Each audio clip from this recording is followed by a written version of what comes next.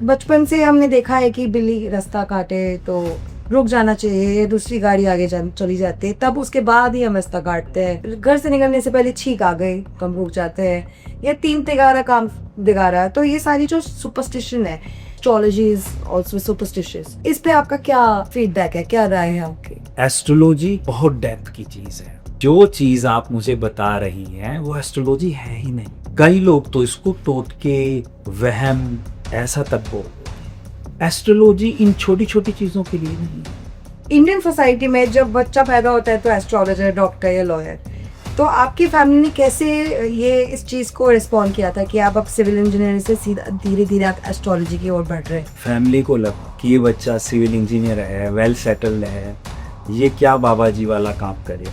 ऐसा लग रहा है, मतलब आपको अब ऐसा लग रहा है प्रेम है एस्ट्रोलॉजी से। सो तरुण गर्ग जी, आप सबसे पहले तो ये बताइए कि आप है कौन, हु इज तरुण गर्ग?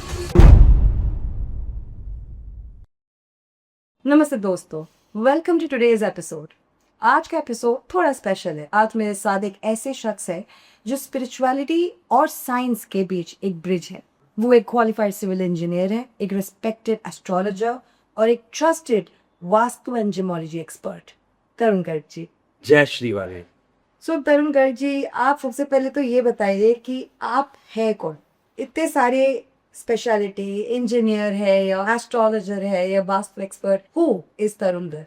देखिए, मैं दोनों वर्ड्स में जी, एक साइंटिफिक और एक स्पिरिचुअल। बाय प्रोफेशन में एक सिविल इंजीनियर भी हूँ जो मुझे एक साइंटिफिक अप्रोच देता है, और अब बाय प्रोफेशन में एक एस्ट्रोलॉजर भी हूँ जो मुझे स्पिरिचुअल अप्रोच देता है। तो जैसे कि आपने बोला कि आप पहले सिविल इंजीनियर थे, तो ये जो आपने जो शिफ्ट किया from civil engineering to astrology, इस मतलब इंडियन सोसाइटी में जब बच्चा पैदा होता है तो एस्ट्रोलॉजर, डॉक्टर या लॉयर, तो आपकी फैमिली ने कैसे ये इस चीज़ को रिस्पॉन्ड किया था कि आप अब सिविल इंजीनियरिंग से सीधा धीरे धीरे आप एस्ट्रोलॉजी की ओर बढ़ रहे हैं?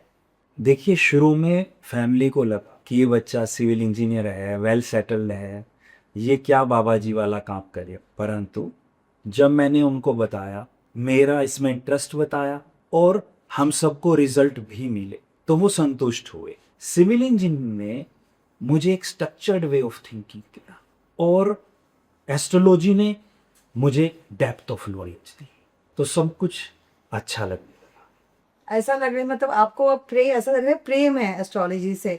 तो ये जो झुकाव, ये जो टेंशन या आपका प्यार जो एस्ट्रोलॉजी पे गया, ये एग्जैक्टली कौन सा पॉइंट था आपकी लाइफ में कि बस यही करना है? बहुत ही सुंदर प्रश्न है। आपको जान के बड़ा आश्चर्य होगा कि जब मैं 6th क्लास में था, तब सबसे पहले एस्ट्रोलॉजी का मेरी लाइफ में इंट्रो हुआ। मुझे पढ़ाई में दिक्कत आ रही थी।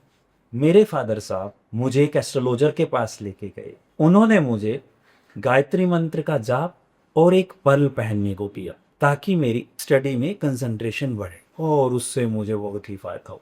और तभी से मेरा एस्ट्रोलॉजी पहला प्यार बन गया। और यंग एज की बात करूं मैं, तो मेरे दोस्तों ने मेरे इंटरेस्ट को देखते हुए अपनी प्रॉब्लम्स मेरे साथ शेयर करनी शुरू की। एक दोस्त बड़े परेशान, प्रोफेशन में लॉस लग गया, फिर उन्होंने मेरी गाइडेंस की हेल्प ली, प्लस खुद बहुत मेहनत की, और वो एक बहुत बुरी स्थिति से बचकर निकल।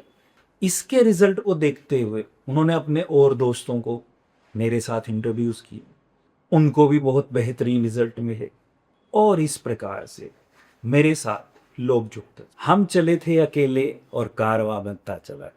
आप एक सिविल इंजीनियर भी है, एक वास्तु एक्सपर्ट भी है, एक एस्ट्रोलॉजर भी है। तो कभी आपने अपनी इंजीनियरिंग का जो बैकग्राउंड है अपने वास्तु या एस्ट्रोलॉजिकल कंसल्टेशन में यूज़ किया? बिल्कुल किया। एक वास्तु कंसल्टेंट और एक सिविल इंजीनियर दोनों अलग अलग नहीं है। देवताओं के वास्तु कंसल्टेंट कौन थे?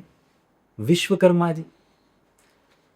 जो लंका जी बनाई गई थी कुबेर जी के लिए, वो विश्वकर्मा जी ने ही बनाई थी।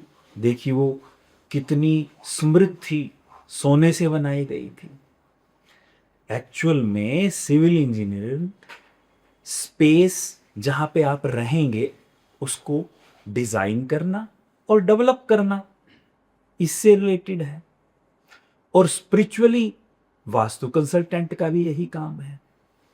मॉडर्न फॉर्म में हमने उसको सिविल इंजीनियर कह दिया और वास्तु से हम दूर चले गए। तो ये मेरे लिए 1 और 1 प्लस पॉइंट हो गया।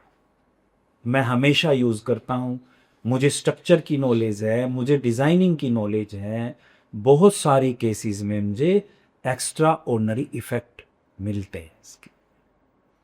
तो एक सवाल मैं आपसे पूछना चाह रही हूँ, ये जनता का सवाल नहीं, मेरा सवाल है आपसे कि बचपन से हमने देखा है कि बिल्ली रास्ता काटे तो रुक जाना चाहिए, दूसरी गाड़ी आगे चली जाती है, तब उसके बाद ही हम रास्ता काटते हैं।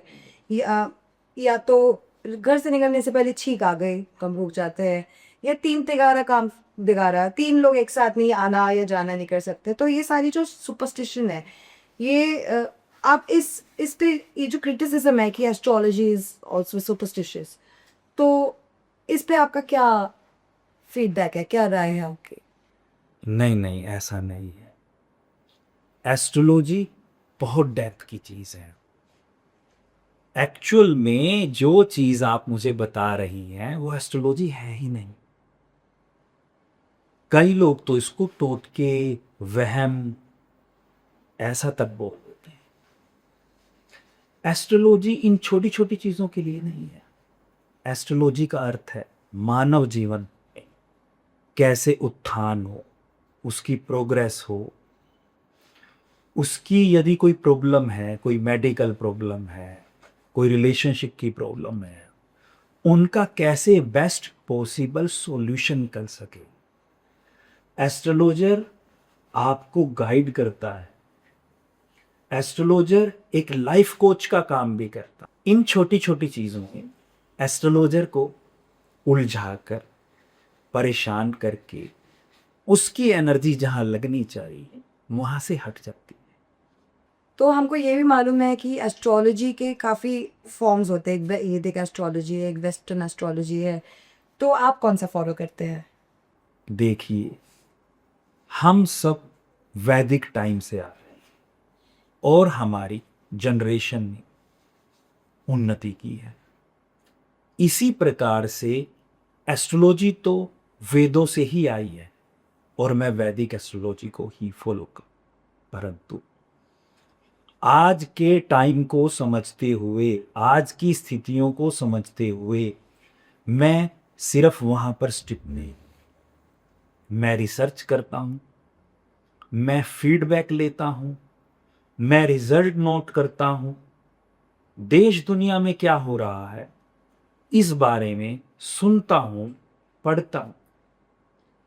मेरे क्लाइंट को कैसे अच्छे रिजल्ट आ सकते हैं, मैं इसमें वास्तु को भी शामिल करता हूं, मैं इसमें पूजा को शामिल करता हूं, मंत्रों को शामिल करता हूं, यंत्र को शामिल करता हूं, न्यूमरोलॉजी को शामिल करता हूं। इस प्रकार से डायनामिक तरीके से सॉल्यूशन दिए जाते हैं, हेल्प की जाती है। तो ये एस्ट्रोलॉजी, जैसे आपने बोला, आज के समय देखकर, आज की स्थिति देखकर आप फिर रिसर्च करते हो, फिर आप सोल्यूशन देते हो अपने क्लाइंट्स को। तो sir, astrology day to day life में कैसे काम आता है? देखिए, कोई भी चीज, कोई भी लाइन, चाहे वो मेडिकल है, इंजीनियरिंग है, एस्ट्रोलॉजी है, ये सब गाइडेंस के टूल है। ये आपके काम की प्रगति को बढ़ाने के टूल है, बेस्ट परफॉर्मेंस देने के टूल है। परंतु जब ये काम को बाधित करने लगे तो ये प्रॉब्लम के टूल हो जाते हैं। तो आप वार्षिक रूप से गाइडेंस ले सकते हैं, मंथली गाइडेंस ले सकते हैं। यदि कोई इंपॉर्टेंट डिसीजन है तो आप डेली प्रेडिक्शन भी ले सकते हैं, परंतु इस हद तक नहीं जाना है कि वह नहीं पड़ जाए कि मैंने आज कौन से रंग का कपड़ा पहना, मैंने आज कौन से रंग का खाना खाना है, इतने मिनट पे मैं नहीं निकला तो अब तो काम बिगड़ेगा ही बिगड़ेगा। अपने सबकॉन्शियस माइंड में नेगेटिव एनर्जी नहीं डालनी है, हमेशा पॉजिटिव रहना।